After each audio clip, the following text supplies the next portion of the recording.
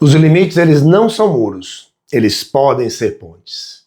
Você já percebeu quando você deixou de dizer não em momentos muito certos, muito adequados, e você percebeu que você começou a ter uma guerra pessoal, uma guerra interna, em que foi iniciando um sofrimento pessoal? Comigo aconteceram vários momentos em que eu percebi que quando eu não dizia não, em vários momentos que eu precisava dizer não, que eu precisava dar limites, eu ia sofrendo comigo mesmo. Quantas vezes eu disse sim, quando deveria ter dito não, e quando eu saía, quando eu ia embora, eu ficava pensando, eu falei, por que eu não fiz isso? Por que eu não disse não? Por que eu não fui firme naquele momento? Tantos momentos de término de relacionamento, de aceitar uma proposta comercial, de tantas coisas que a gente vive no dia a dia e que você percebe que você acaba dizendo sim. Para sair melhor, para não ser desagradável no ambiente. A gente tem muito esse problema. E isso na psicanálise nós temos uma clareza muito boa quanto ao que é isso, ao que significa o fato de você não conseguir dizer não. Isso são medos de nós sermos abandonados, sermos rejeitados, de sermos separados do ambiente social. Então todas essas características que nos foram escritas lá na nossa infância trazem para nós nessa criança ferida que nós temos, que todos nós temos. Não existe ninguém que não tenha uma criança ferida interna. Quando você percebe alguns líderes, por exemplo, Donald Trump, um grande homem, um homem muito forte, um homem que mostra muita autoridade, você percebe que por trás dele, quando criança, tinha muita coisa que foi escondida, guardada. Então a gente consegue perceber e fazer uma análise à distância, mas você percebe que aquele desejo de passar por cima, de ser muito austero, traz algumas questões escondidas lá atrás. Mas esse não é o nosso foco. Nosso foco é compreendermos que nós temos a opção de fazer com que o nosso não seja um muro. Porque o muro ele limita, o muro esbarra, o muro não te permite passar. Então, existem pessoas que elas vão com o não te limitando de verdade, te dando barreira, te dizendo não, ali você não dá um passo adiante. E o objetivo dos nossos nãos não é isso. Não é nós limitarmos as pessoas a chegarem a nós. Eu tive uma fase da minha vida em que as pessoas chegavam a mim, eu sempre fui muito sério, eu sempre fui muito fechado. Então, quando eu comecei a fazer algumas amizades, já adulto, muitas pessoas chegaram para mim e falaram, Túlio, eu pensei que eu nunca ia conseguir ter amizade com você. E eu achava estranho, por que isso? É porque você separa, você não deixa as pessoas chegarem a você. E isso era uma característica minha e que eu fui mudando aos poucos, eu fui trabalhando isso em mim, de forma que as pessoas pudessem chegar mais a mim. Porém, eu estou dando esse exemplo para nós compreendermos que muitas vezes nós usamos o não como um muro. E nós podemos reverter isso usando o não como uma ponte. Porque a ponte ela liga um ponto ao outro. Nosso objetivo não tem que ser dizer não, limitarmos as pessoas para que elas não cheguem a nós, mas sim que elas possam chegar a nós com os corrimões de limites que nós queremos dar. Limitando os acessos, ou seja, quem é que tem tanta liberdade de poder falar alguma coisa com você, de tocar em você, de entrar em assuntos que você não gosta muito? São poucas pessoas que você se abre para isso. Então, a ponte ela vai te dar acesso. E quando nós compreendemos essa diferença, a gente consegue parar para pensar o quanto que eu estou dando nãos como muro e nãos como ponte. E aí vem um terceiro ponto, que é a questão de eu não dar não, eu não limitar as pessoas, por conta de medos meus, mas eu quero tratar isso um pouco adiante. Porém, se você conseguir compreender que nós devemos usar os nossos limites dados às pessoas como acesso a nós, em que as pessoas consigam chegar a nós, porém, com acessos ilimitantes. Ou seja, eu te permito você chegar até mim, a gente ter uma relação com um limite. Qual o limite que você está dando para o teu marido, para os teus filhos, para os teus pais, para o teu trabalho, para os teus colegas, amigos? Eu lembro que eu tinha um amigo que ele gostava de saber da vida dos outros. E eu sabia que essa conversa ia para outras pessoas, né? O conhecido fofoqueiro. Então, ele reclamava, ele dizia, Túlio, você não compartilha da tua vida comigo, eu não sei de nada da tua vida, eu tento puxar alguma coisa de ti, você fala que tá tudo bem, você é genérico. E óbvio, eu não queria discutir, né? Não queria falar a verdade do que eu pensava dele, mas eu fazia exatamente isso, eu dava os limites para ele, o que ele podia saber de mim. Então ele sabia muito, algo muito superficial, ele sabia a superficialidade do Túlio. Então tem pessoas que nós precisamos ser superficiais, nós não podemos aprofundar. Então esse estreitamento, o alargamento da ponte, quem vai dizer é você, que na realidade é a outra pessoa. Qual é a tua relação com aquela pessoa? Qual é a possibilidade que eu tenho com aquela pessoa? Quando você é casada com uma pessoa, você tem um relacionamento, uma ponte bem estreita, né? Quando vocês se separam e aí passam a ter um relacionamento muito mais por conta dos filhos, algo financeiro, essa ponte se estreita muito. Então já tem uma infinidade de coisas que essa pessoa não cabe mais que ela saiba de ti. Então, eu sempre gosto de usar esse exemplo da ponte, porque tanto eu posso, junto com essa pessoa, alargar a ponte ou estreitar. E eu sempre falo que quem vai fazer isso é a outra pessoa. É a outra pessoa que vai me mostrar que ela pode, que eu posso alargar essa ponte com ela. Ou que eu tenho que estreitar. Depende da outra pessoa. O segundo ponto que eu quero tratar é a fantasia da onipotência. Eu aguento tudo. Essa questão ela é muito interessante porque muitos de nós temos esse sentimento, né, de essa fantasia de onipotência. E eu tive muito isso no trabalho. Eu sempre queria dar conta de tudo, abraçar tudo, eu queria fazer tudo ali. O que eu pudesse fazer, trazer para mim, eu queria trazer. E eu comecei a me perceber diante de situações em que eu estava assoberbado de trabalho. E as pessoas estavam muito bem, e eu cheio de coisas para fazer. Então, quando a gente tem esse sentimento de eu aguento tudo, só vai trazer para ti cansaço, burnout, esgotamento. E eu quero te dar exemplos que eu vejo muito. Relacionamento. Eu vejo, por exemplo, a minha esposa sempre comenta, a minha sogra, quando está comigo, ela sempre comenta que admira muito porque quando a minha esposa está na cozinha, eu também estou. Então, se ela está cozinhando, eu estou lavando a louça. Se eu estou cozinhando, ela está lavando a louça. A gente está sempre limpando, fazendo algo. Quando termina, está tudo pronto. Então, esse ato de você ter uma pessoa que está junto contigo, e não somente você ter que fazer tudo. Eu vejo pessoas, casais, em que a mulher vai para a cozinha e o cara fica jogando videogame, fica lendo, fica fazendo outra coisa. Então, aonde é que está esse limite que você tem que dar para dizer, eu estou na cozinha, mas eu também quero que você participe, me ajude, resolva. Então esses limites precisam ser dados por você. Se você não trouxer esses limites para as pessoas, por exemplo, no teu relacionamento, e eu percebo muito, como eu já aconselhei muitos casais, quando eu era um líder religioso, eu percebia coisas tão simples, assuntos tão banais aparentemente, mas que esgotavam a mulher. Por exemplo, o homem urinar no vaso sanitário e deixar o caos ali. E ela chegava às vezes no aconselhamento e dizia, eu não aguento mais. Eu tenho que limpar o banheiro várias vezes ao dia, porque ele é imundo, é sujo, é um desrespeito a mim. E ele não estava nem aí, achava um absurdo ela reclamar daquilo. Então, quanto que você está dando limites ao teu marido, aos teus filhos, a todo mundo que precisam saber dos seus limites. Não adianta você querer aguentar tudo. Você não vai suportar tudo. Existem mulheres, principalmente, que têm essa síndrome de que deixa comigo que eu resolvo, o lar é meu. Não. Nós estamos no século XXI, nós estamos no momento em que o marido precisa ajudar junto com a esposa precisa ajudar junto ao marido financeiramente também, os filhos precisam ajudar.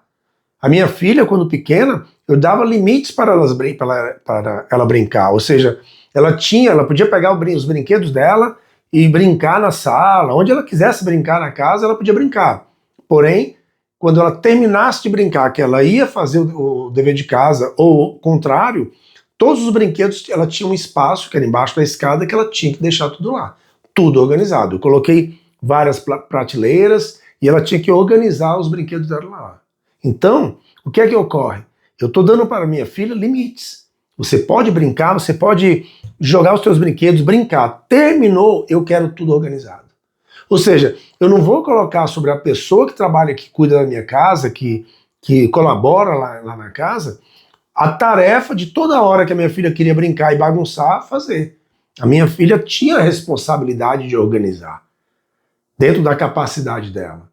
Então, quais são os limites que você tem dado? Essa síndrome, ela é trazida de forma ainda muito antiga, quando as mulheres eram as donas da casa, do lar, e o homem trabalhava para sair. Nós ainda temos muitos resquícios dessa cultura que nós trazemos para a nossa realidade hoje. Eu percebo muitas pessoas trazendo ainda essa realidade cultural. E eu bato muito quando eu vejo isso, eu digo, olha, nós estamos no século XXI, as coisas mudaram.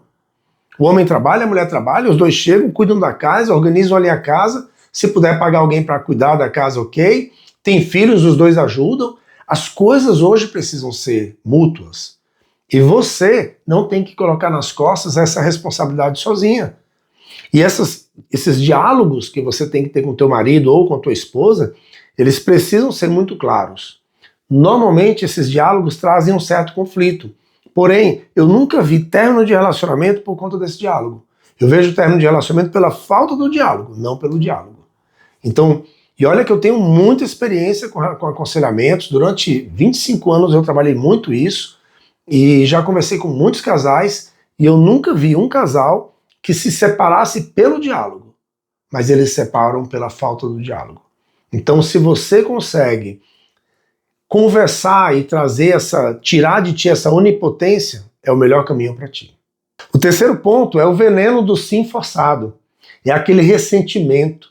É aquele sim que você diz porque você quer provar alguma coisa, porque você quer mostrar que você faz, porque você, profissionalmente, você está ali sendo obrigada a dar aquele sim. Então, esses limites que a gente acaba não dando porque a gente teme, como eu falei agora no último assunto, né, do diálogo que nunca acaba um casamento por conta do diálogo e sim pela falta, é quando você tem que, a pessoa diz, eu não quero mais conversar sobre esse assunto.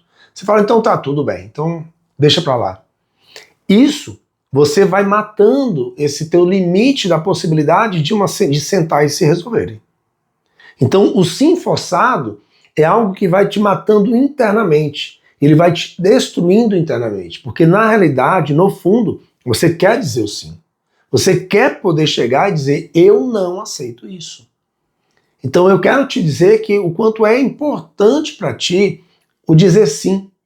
Quando tem que dizer sim e dizer não de verdade, sem medo, quando tiver que dizer não. Sem ressentimento, sem ter que absorver esse veneno. Porque não adianta você, em um momento você diz sim, no outro você diz sim, depois você morre com esse sim. O sim vai te matar. E óbvio que eu não estou querendo dizer que tudo tem que ser não. Mas o que eu preciso que você compreenda é que os limites eles precisam ser dados.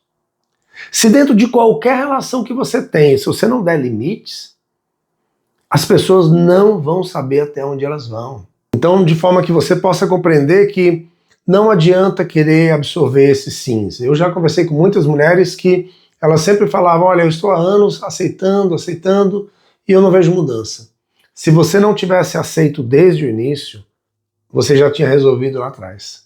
Eu sempre falo que quando o teu relacionamento não está bom, e você teme ter um diálogo e sentar e conversar sobre aquele assunto, você só está, quando você senta e conversa e traz e resolve, o que você está fazendo é trazendo um problema que vai ocorrer lá na frente para hoje. Ou um término do relacionamento, ou uma conclusão do relacionamento, ou seja, se resolve o problema.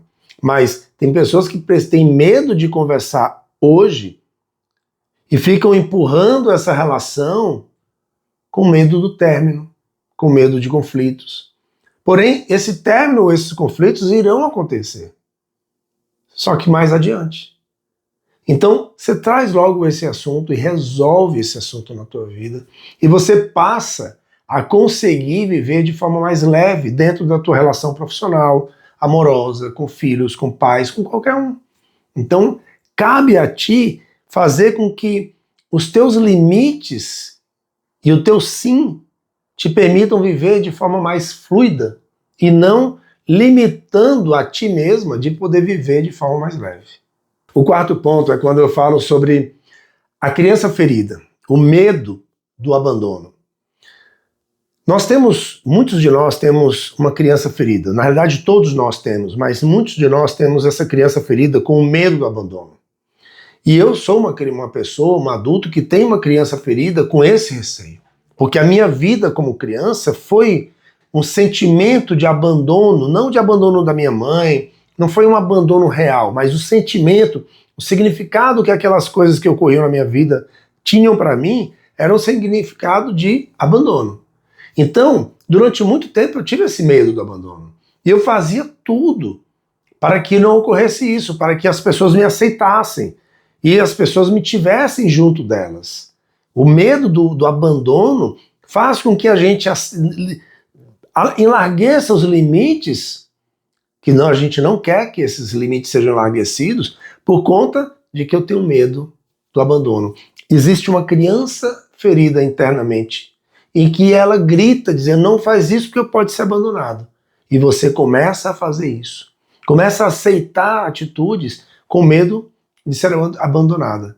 Eu sempre dou muito um exemplo para pessoas que estão naquele limiar do relacionamento em continuar ou terminar. E elas falam, mas eu tenho medo, depois que acaba o relacionamento, como é que eu vou ficar? Como é que vai ser a minha vida? Eu fico em pânico em saber disso, mas qual é o problema de você ficar em pânico, medo de você terminar esse relacionamento? Ficar sozinha? Aí quando você começa a ver, essa pessoa tem um medo, a criança ferida do abandono lá atrás, com o sentimento do abandono. Então esse é um ponto muito importante que você possa analisar se você não está tendo essa criança ferida dentro de você, com esse grito do abandono. Porque aí precisa ser trabalhado isso. E aí você está aceitando tudo, não consegue dar limites para as pessoas vão cada vez mais exigindo mais e mais de ti, porque o que elas vão fazer é isso, elas vão exigir mais e mais de ti, e você vai tendo que entregar. E entrega, e entrega, e aí vai. Isso não tem fim. Eu te garanto, isso não tem fim. O único fim que tem é você mesmo. Você não vai se aguentar e vai entrar em burnout, e aí vem a tua exaustão. Existe um quinto ponto em que eu trato sobre o não como um desejo, ou seja, nós queremos ser desejados, nós queremos ser aceitos, nós queremos ser, às vezes você quer ser aceita ou desejada dentro dos teus ambientes, e isso faz com que você coloque o não como última opção, e você entra no desejo de ser aceita, de viver ali, de ser cortejada, de ser aceita dentro do teu trabalho.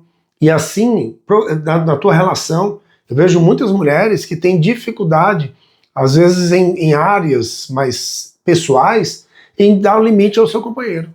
E dizer, olha, isso aqui eu não aceito. Eu vou até aqui. Mas com o desejo de ser desejada, com a ânsia de ser desejada, ela acaba ultrapassando os seus próprios limites. E eu falo disso como se fosse um estupro. Ou seja, ela está se estuprando. Ela não está conseguindo dar limites para o outro, quanto que ela tem que dar um limite. Então o outro vai. E aí, em vários aspectos pessoais, de conexão física, ou seja, esses limites eles precisam ser dados. Mesmo sendo teu marido, que você tem uma vida sexual íntima, óbvio, você tem que ter os teus limites. Até onde é que eu vou? Até onde é que eu não vou? Até onde é que para mim é saudável? Onde é que não é saudável? Esse limite, ele precisa ser dado.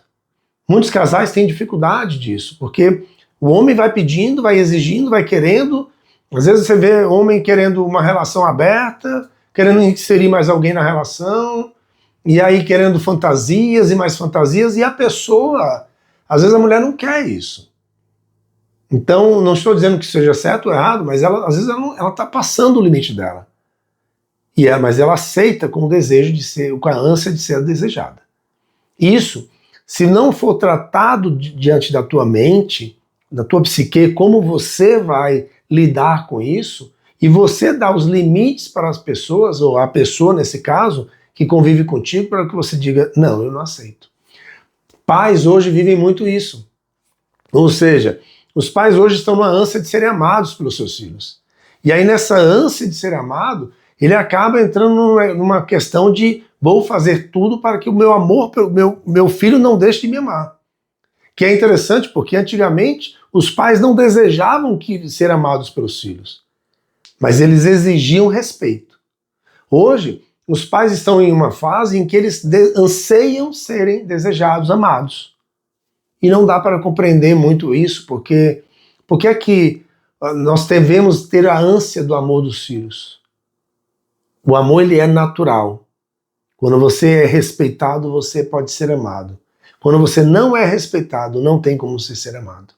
Então essa ânsia do desejo de se satisfazer ao outro, né, de se satisfazer como uma pessoa desejada, acaba te estuprando, acaba passando os seus limites. E se você não souber dar limites, as pessoas nunca vão ter os seus limites e vão te estuprar, tanto física quanto emocionalmente. E aí, como dar um não elegante? Ou seja, às vezes as pessoas falam, tá, é fácil dizer não, dizer para dar não, mas como é que eu vou dizer um não elegante? Existem várias formas de nós podermos limitar as pessoas, dar limites para as pessoas, sem sermos agressivos, sem sermos invasivos, sem sermos indelicados. O não, ele pode, por exemplo, a pessoa quer ficar com você, né? Ela quer, vamos ficar hoje, vamos sair hoje. Você pode dizer, olha, eu até gostaria muito de sair com você, amo estar com você, mas hoje é um dia que eu preciso muito ficar comigo mesmo, eu preciso muito ter um tempo comigo, eu preciso muito me dedicar aos meus estudos, ao meu trabalho, a um momento de quietude. Então você disse ou não, mas você trouxe uma contextualização de carinho, de amor. Dizer, olha, eu gosto de ti, mas eu não quero ficar. Eu sei que nem sempre nós conseguimos dar esses nãos tão delicados e tão amorosos, mas sermos educados, sermos finos diante do não e limitarmos as pessoas de forma que eu também não preciso agredi-las, né? Então, porque o não para nós, principalmente brasileiros, ele é uma palavra muito difícil, porque quando a gente pede alguma coisa para outra pessoa, a gente já acredita que vai receber. Então, quando a gente consegue dar um não de forma muito elegante, mas limitando, nunca dando espaço para que a outra pessoa possa ou queira infringir o meu espaço, aí a gente tem que realmente ser educado, mas se a pessoa não entender, você tem que dar um não de forma muito limitante. Eu espero que eu consiga ter te ajudado, porque é um assunto que aparentemente é tão simples, mas eu percebo em tantas pessoas, não é nem dificuldade, é a impossibilidade de dizer não. É a impossibilidade de ser real, de ser verdadeiro. Óbvio que tudo isso vem por conta de uma criança ferida, de um medo de abandono, de rejeição, todos nós temos.